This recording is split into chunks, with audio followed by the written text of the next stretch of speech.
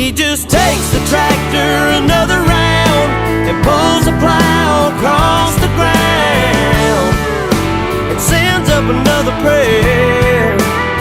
He says, Lord, I never complain, I never ask why. Please don't let my dreams run dry.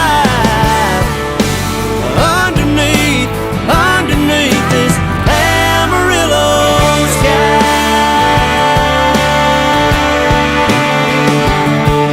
That hailstorm back in '83 sure did take a toll on his family.